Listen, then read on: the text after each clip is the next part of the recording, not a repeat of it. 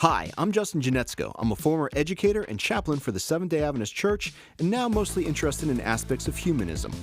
Hi, I'm Kris. I grew up in the Seventh-day Adventist community and enjoy challenging myself and growing through conversations. Welcome to the Talus Slopes Podcast. If you're questioning the legitimacy of your Christian experience, you're not alone. We've been there too. That's why we're here. We're going to call out and condemn the toxic behavior and senseless narratives perpetuated by Christians, and we'll provide credible counterpoints and bring the receipts. Join us as we confront and weigh in on some of the craziest things Christians think, say, and do that often go unchecked. Here on the Talus Slopes Podcast.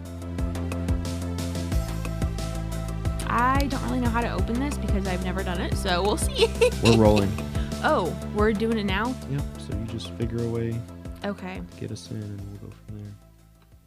Hey, Justin, What's up, Kris? how does it feel to not be the opener in the episode? Feels great. I'm going to take a nap.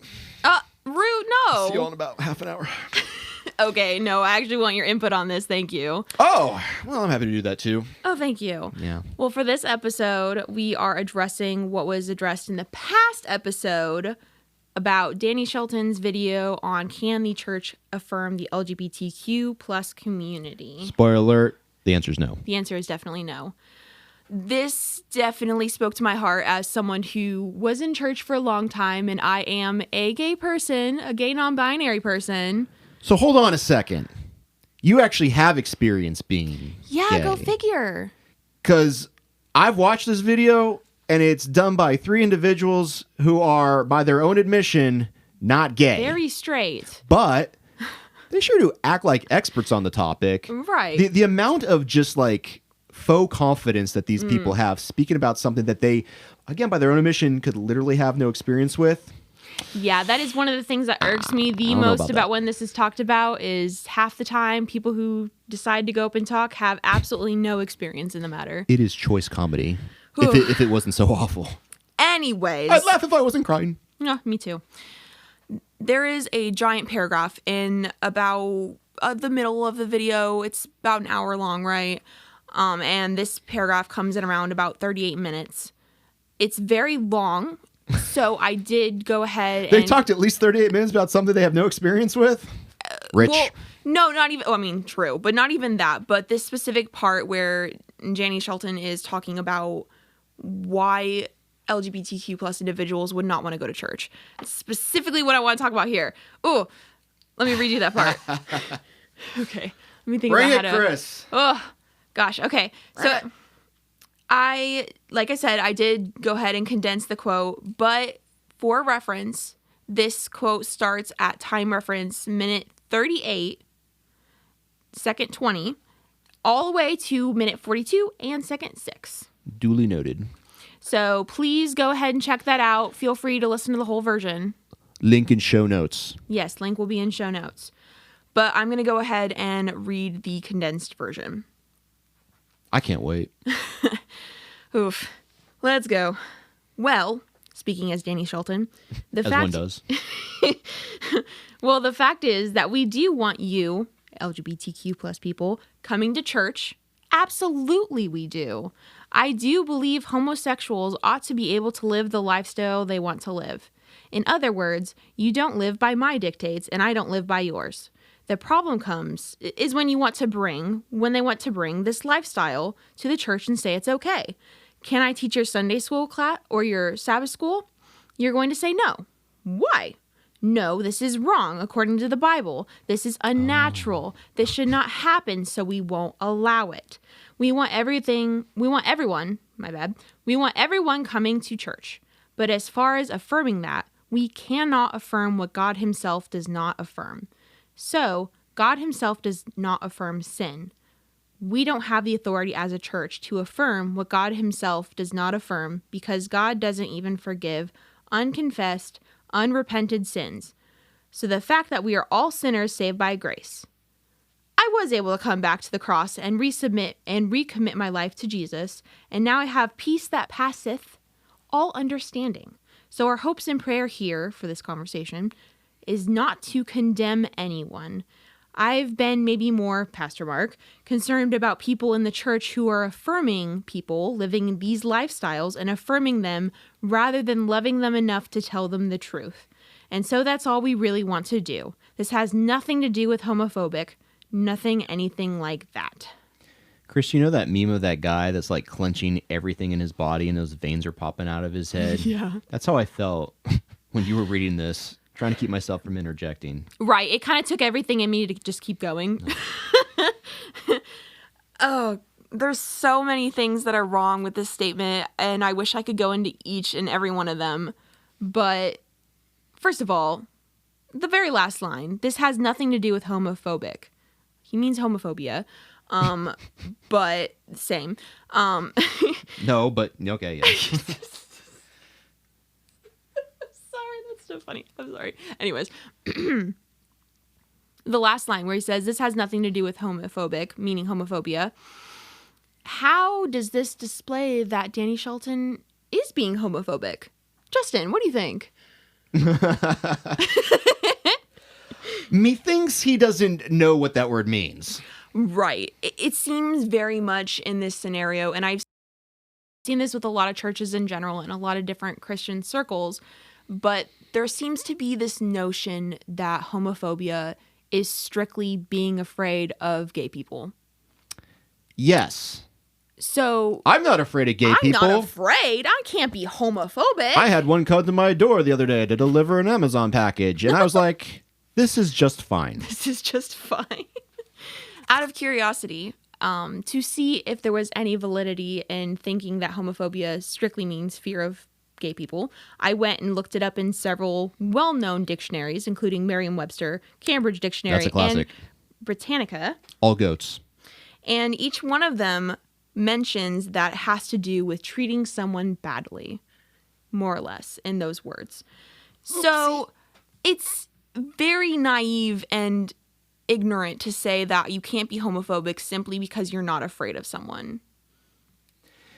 You know, to me, it really feels like Christians don't think that they're capable of hating people because they are Christians. Right. As if that excludes them from any sort of racism or phobia. Right? So when they do exercise hate, it's always under the guise of something else. Oh, yeah. Just like we talked about in the last episode. In that video, Mark Finley actually says this. I thought this was so funny. I wrote it down. As Christians, we speak the truth in love.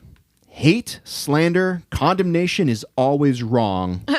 But yet we have to deal with the biblical material and speak truth in love, reach out in kindness to all peoples. Which they can't even seem to do that, just saying. What I want to tell these men and others that think like this is, you are being homophobic because your religion is fundamentally homophobic by its very nature. And you all have decided to die on that hill. If you don't like being called homophobic, then change your theology.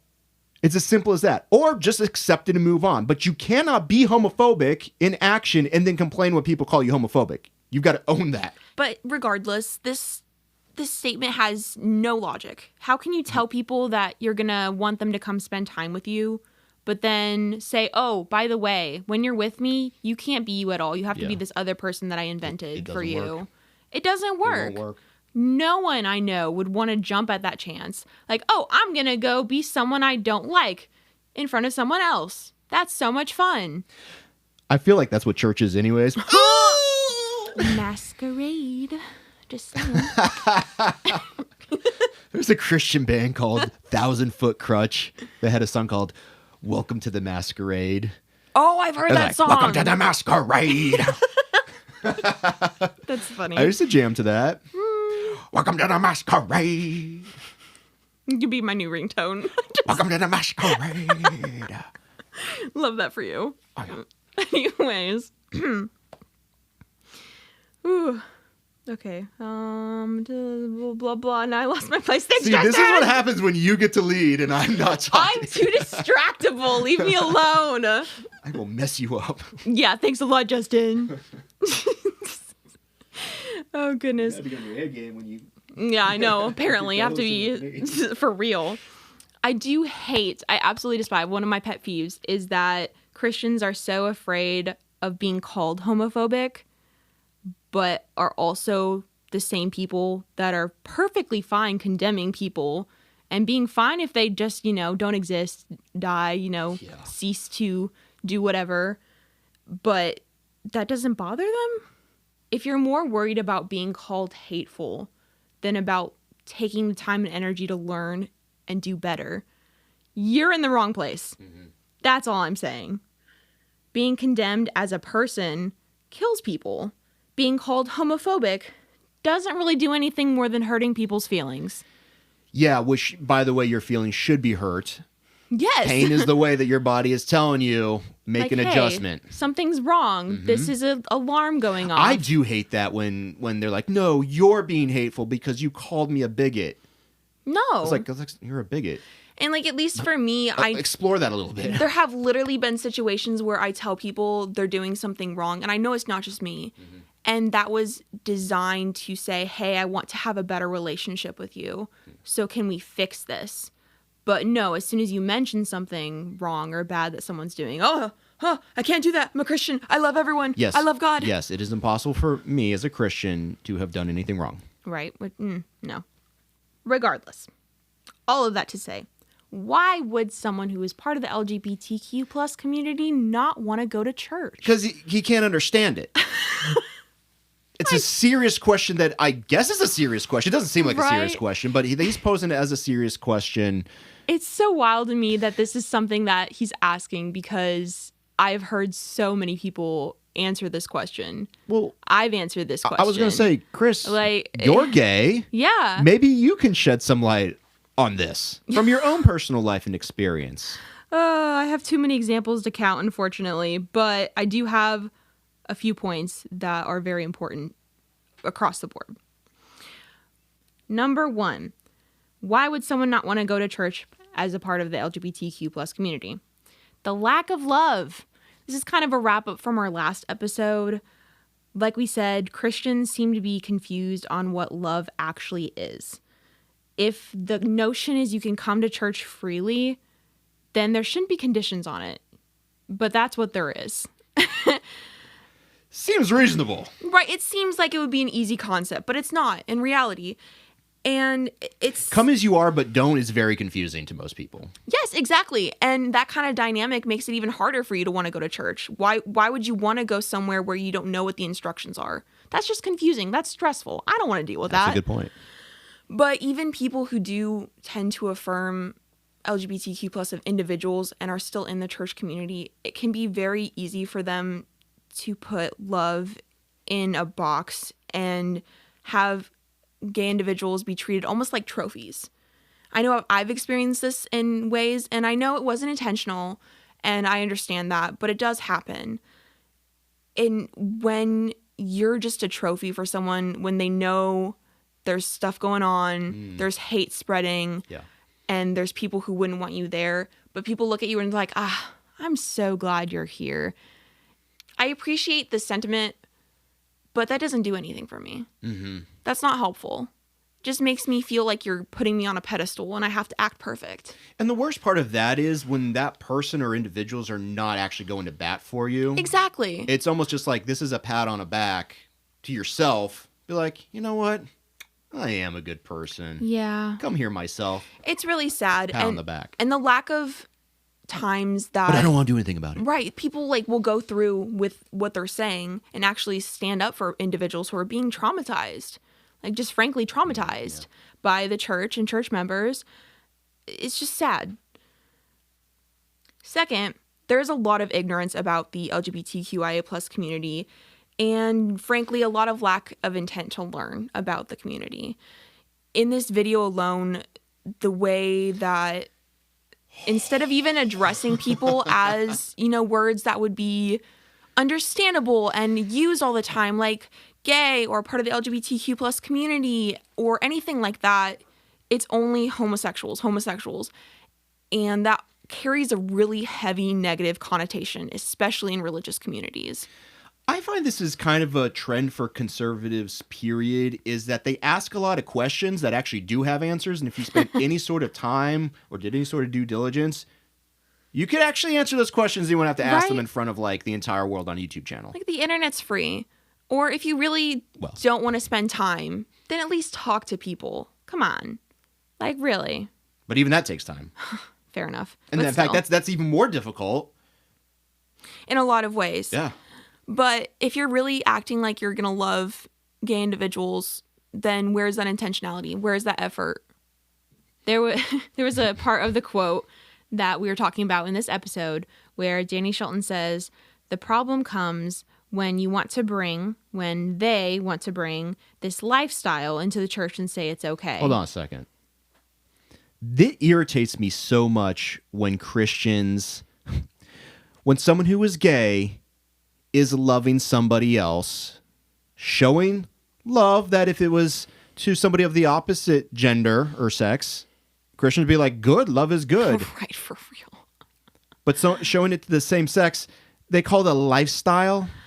It's not a lifestyle. It's just life. Exactly. It's love. It's just what a person does. Right. It's like if you stop loving someone outwardly, then you immediately are not gay anymore. But the worst part about that is, I promise you, when conservative Christians hear the gay lifestyle, their minds have been filled with all sorts of just ludicrous images of what a gay person does. Yes. They're like going to orgies and just like having like the most craziest it's always sex amplified with everybody and exaggerated and everything.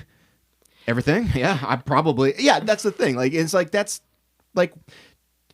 the experience of your favorite ex-gay that stands in front of you in church and tells you this is what I did when I was gay, so therefore everybody else does this. Like that's not true at all.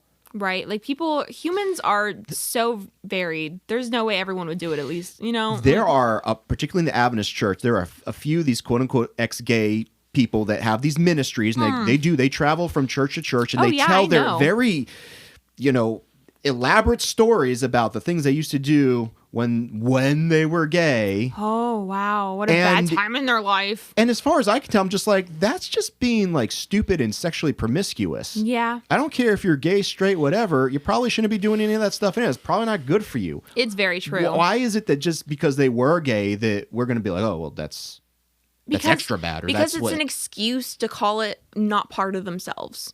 It's an excuse to say, hey, I'm going to put this on a shelf and call it a gay lifestyle so that I get a get out of jail free card when I repent and come back to Christ. That's really what it is.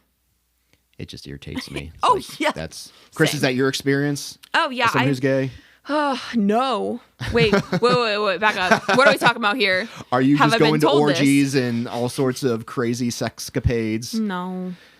Yeah, like that's... Yeah, it's just me and my girlfriend. Like, we're happy, and it's a more genuine, beautiful love than I've ever experienced anywhere else, including at the church. I don't think and I know a lot of gay people.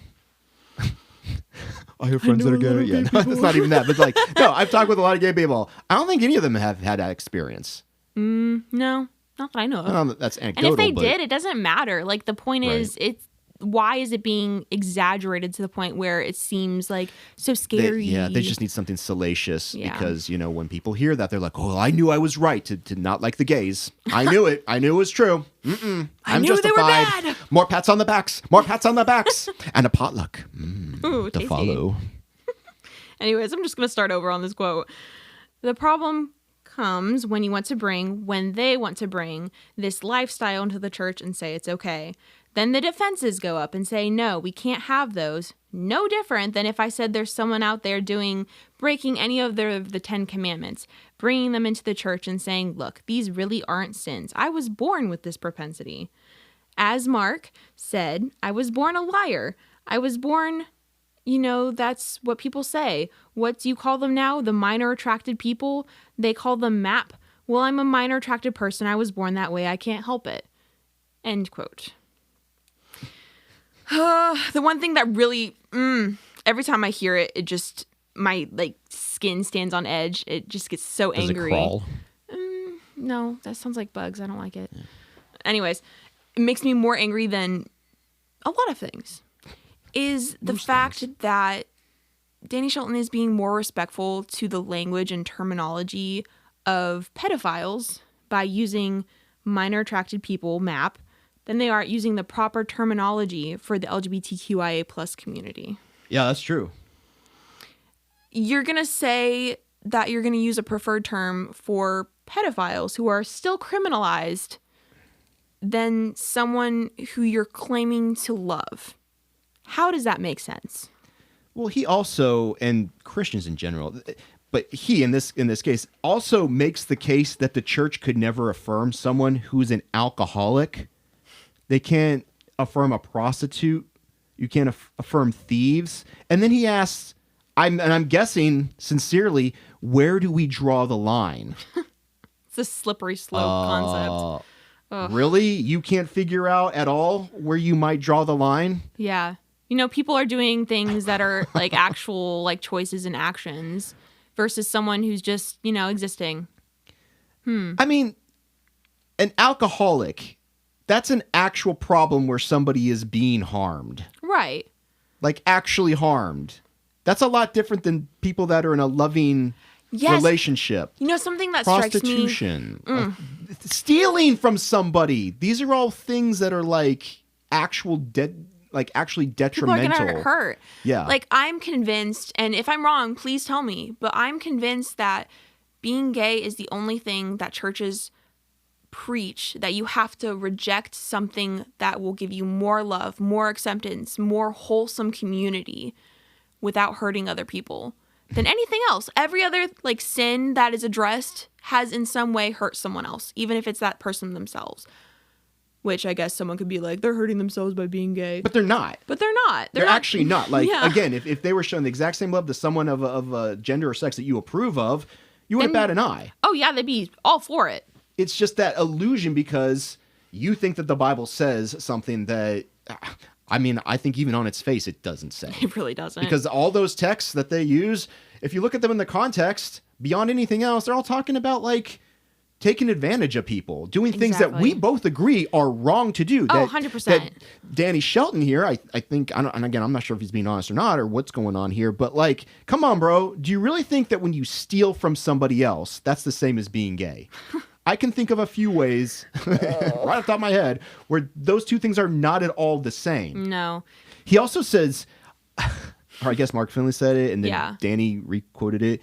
I was born a liar. No, you weren't born a liar. No. You chose to lie. Have you ever seen a baby lie about when they want to eat? I mean, babies have, they do things out of instinct. Exactly. Right? It's not, they're not making choices. Now, once they have the ability to make choices, then we can hold them accountable. But, you know, we talk about the age of accountability for a reason. Right. I mean, look, I can choose at any point in my life to lie or not to lie. I think that it's, in most cases, not a good idea to lie. Because when most people, when they're lying, they're doing it for selfish reasons, and it comes at the expense of somebody else. And I feel like when they're saying I was born a liar, that's like some weird admission to like, yeah, we lie a lot. Right? But it's like, no, my brother, like, you don't have to lie. No, you really don't. It's actually a choice. At any given point, when you're like, should I lie or not? You can make the choice. You do not have to lie. You were not born a liar. Ugh. That's a behavior. And second of all, like I said before, lying has nothing to do with love, which is what we're talking about. Exactly. In loving consensual same-sex relationships. Do you not see where the line is? I think it's very clear. Conservative Christians. It has everything to do, and let me spell it out if you're listening. It has everything to do with love versus selfish desires that hurt people. Exactly. Pragmatically speaking, okay? Don't give me your theology, well, this is ultimately going to hurt them because blah, blah, blah, blah, blah. No. That's not how you're using any of the other stuff. When you lie, cheat, steal, all that kind of stuff, it's literally hurting somebody else. All right, I'm done. Keep going. I mean, those are all very good points. I do think that it shows that a lot of people who come out as gay are almost automatically, if not automatically, considered predators. Because a lot of the LGBTQIA plus community is talked to and with things like pedophilia and bestiality and all of the things that Christian and church communities hold as the worst things on the planet. So there's an automatic assumption that being gay is just that bad. And let me tell you, when it breaks my heart when I see people realize that individuals are gay when they come out and all of a sudden everything's different when it shouldn't be. I had that conversation with someone not too long ago, and they're like, being gay is just the same as being a pedophile. I just looked at them like... It just breaks my heart. But you do realize consent's a thing. You do realize, particularly like in a elder to younger relationship, that power is also a dynamic that is not discussed a lot in those contexts, right? Right. We did a bonus episode not too long ago where there was a youth pastor who he was a powerful figure in this younger underage girl's life, and he got her to do certain things, sexually speaking. And she even says, I was confused because of that power dynamic. Here's somebody that I trust. Looking back, she's like, I did it, but I did not consent. Yeah. Both of those things can be true at the same time. Yes. But that's not the conversation that these people want to have. Or in the case that I was just sharing in the conversation I was having with this individual, they weren't interested in having that conversation. No. I don't even know if they could have like handled it. It was just like, they looked at me like I was crazy. I'm like, well, that's okay. But it does I guess pop we're up done quite a bit. Like, I used to work with kids, and I know if I had come out any earlier, I would not have been allowed to. And that does make me sad because that's not even something that's crossed my mind at all. Yeah. Mm-hmm. But, and I could go on forever. The last point, hypocrisy, is really just a summary of the other two. Both points 1 and 2 boil down to the thought and the fact that church is really hypocritical. The way Christians have acted throughout history and time again in today's world towards other people, not just the LGBTQ plus community, but other individuals who are part of minority groups, although that is a huge portion of it, but anyone who doesn't seem to fit in with their theology or desires or purpose of the church. And that's not okay. It's not hard to feel condemned as a gay person when at least part of the church that you're going to is going to have that judgmental attitude, that judgmental thought, those attitudes, behaviors, all of that. Hey, Kris, to be fair, Danny said, shame on you people. No, he said shame on people who are affirming because they don't have the... No, he also said if somebody is... Oh, that's true. He did say if you're that. gay and you're coming to church and somebody judges you, shame on them. Okay, correction. What are you I will doing? be... right? That's not even But then consistent with literally anything else he's trying to say. Yeah, and his next sentence... Like, shouldn't you say something? Yeah.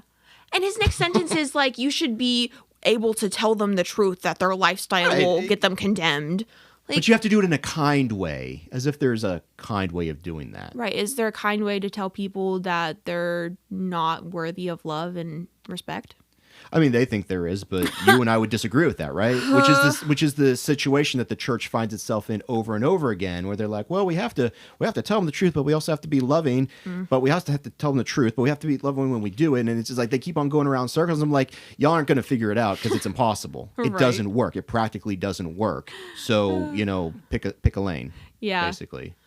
To tack on to that, one of the other things that they were mentioning in this video, and I had to go back and rewatch the video in order to prepare for this, because I've now seen it several times, and I'm not better off for it. But the three, being Danny, Mark, and then Danny's wife, they all firmly believe, or at least that they say that they do, that if you really give your homosexuality to God, He will give you a victory over being gay. No, but they say that they're like, it will happen. They're like, we're claiming victory. We're going to claim victory. Okay, so when that doesn't happen, which of course it doesn't happen. It doesn't happen. But when that doesn't happen, how does the church then interpret it? Oh, they don't have enough faith. They aren't being loyal enough to God. They aren't doing enough, trying hard enough. Which, like, if you're the person that doesn't have enough faith in your congregation, and everybody knows that, because, in most churches, if one person knows it, everybody knows it. Like, why would you want to put yourself in that situation over and over again? It's not good. Like, one of the biggest reasons I left church was because of how taxing it was to go over and over again and to have to deal with this on top of everything else. Because the other option, logically speaking, is that God doesn't need to give you victory, right? Because there's literally nothing wrong with you. And it's funny how it's never that option. It's always the other one. Well, you didn't have enough faith, or, you just need to keep on trying. So, like, ultimately, this just gives the church more reason to judge you. Right. And obviously, they don't have any experience dealing with that, because anyone who does will tell you how terrible that sentiment is. Again, the just absurdity of three people that are not gay speaking as if they are experts. Come talk to me, guys, please. Anyways. Oof. We'll reach out. We'll get them on the cast. That would be interesting. Will never happen. No.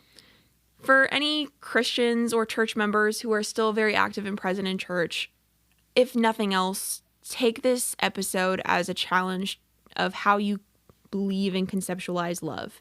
Start acting the way that you say you do, or you want to. If nothing else, it's a good way to think about it. Make love more meaningful.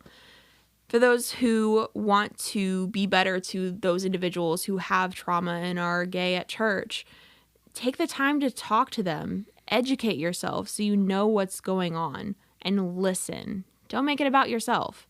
And finally, for people like me or others who have been hurt by Christians, or even if you haven't been hurt by Christians, just remember to give yourself the love that Christianity preaches. If nothing else, if that environment's not healthy and helpful for you as an individual, then it's okay to leave. And if no one understands that, that's okay too. They might if they listen, but that's a different subject. The important thing to remember is that there's communities out there who will understand and who will be there for you. And there will be a place for you. Well, folks, there you have it. We have an actual expert. Yeah. Someone who was actually gay. Answering the question, here's why you don't want to go. Yeah. No, thank you. So there it is. It's your move, conservatives. Well, since this was kind of my project episode, I decided that I had to take on the role of the jokester. Huh? That's my job. Yeah. Well, it might not be quite as funny, but we'll see. Oh. So. I will allow it. I will allow it. A Christian walks through a room and they find a closet. They open the closet and scream in utter horror and dismay, fall backwards into a little ball. And someone comes up to them, runs up, and is like, "Hey, what's going on? What's the matter? What'd you find?" And they said, "There was something so scary in the closet." And they open the closet doors, and it's me. Surprise! That's actual facts. I saw it happen. I was there. It would just be little me too, just like probably playing with Legos or something. Wet. What do you want? Wet. Oh, Lordy. Oh, goodness. Anyway, not quite the same content, but I think it's funny. Nice.